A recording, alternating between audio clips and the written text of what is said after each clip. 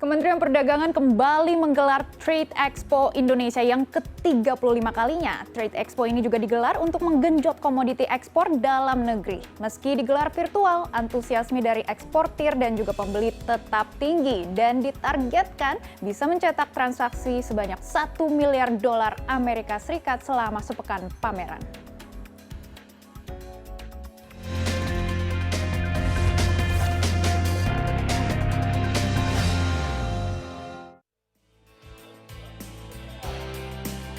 Meski Trade Expo Indonesia dilakukan virtual mulai 10 November sampai 16 November 2020, hal itu tidak menghalangi semangat para buyer atau pembeli dari mancanegara dan eksportir Indonesia. Dalam sambutannya, Menteri Perdagangan Agus Suparmanto mengatakan pameran ini mendapat antusiasme yang sangat tinggi dari para eksportir. Terbukti, dalam kurun waktu kurang dari 1 bulan sejak diluncurkannya secara resmi pada September lalu, seluruh stand pameran telah terisi penuh oleh para pejuang ekspor. Pada awal Oktober, sebanyak 690 pelaku usaha yang telah mendaftar melampaui target awal, yakni 300 pelaku usaha. Peserta berasal dari sektor manufaktur, fashion, makanan dan minuman, industri jasa, produk kreatif inovatif, industri strategis, serta kerajinan. Kemendak mengapresiasi dukungan semua pihak yang terlibat karena terdapat 3.870 pembeli terdaftar dari 109 negara melalui pendaftaran online maupun melalui perwakilan RI di luar negeri.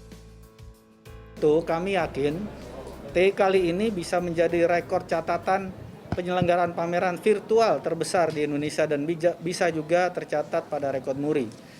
Antusiasme pada peserta T yang melebihi target menunjukkan sinyal positif dan optimisme untuk pemulihan ekonomi nasional. Geliat positif ekonomi Indonesia mulai bergerak. World Trade Organization memprediksi volume perdagangan dunia turun 9,2% di tahun 2020. Untuk itu, di tengah pandemi, Presiden Joko Widodo mengajak semua pelaku ekspor bisa menangkap peluang, berinovasi memanfaatkan teknologi, serta melakukan rebranding. Jika nanti keadaan sudah pulih, dengan produk kompetitif, kemudian bisa melakukan penetrasi pasar ke negara mitra.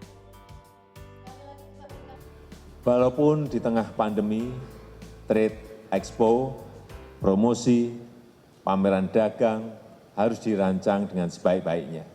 Jangan biasa-biasa saja. Kedepankan kreativitas untuk mendukung keunggulan produk-produk kita, meluaskan pasar, serta menjangkau konsumen yang lebih banyak. Lakukan dengan kekuatan inovasi. Manfaatkan kecanggihan teknologi digital. Bergerak ke virtual. Bertransformasi dari offline ke online.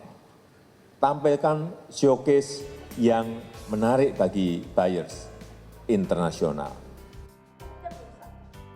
Jeli melihat peluang di tengah krisis, itu yang menjadi landasan para eksportir bisa melejit dihantam pandemi.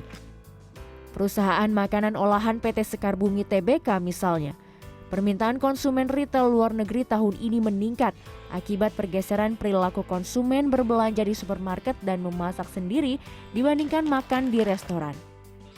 Sehingga Sekar Bumi yang mendapat penghargaan Prima Niarta ke-7 kali, penjualannya naik 57% dibandingkan 2019. Saya lihat even before COVID, sebenarnya kalau untuk budidaya udang ini, kita tuh potensialnya besar sekali. Nah, memang waktu kita kena COVID ini, ya kita memang ngelihat ada shift in market consumption.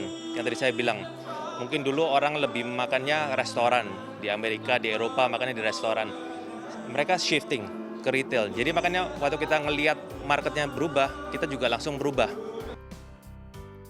Sementara itu, out of Asia, eksportir barang kerajinan tangan mengajak eksportir baru untuk mau membuka diri dan aktif bergabung dalam setiap pameran di dalam dan luar negeri. Selain itu penting bagi eksportir dapat memenuhi kepatuhan dalam kontrak perjanjian dengan membeli karena akan membuat permintaan yang berkelanjutan dari pembeli itu sendiri.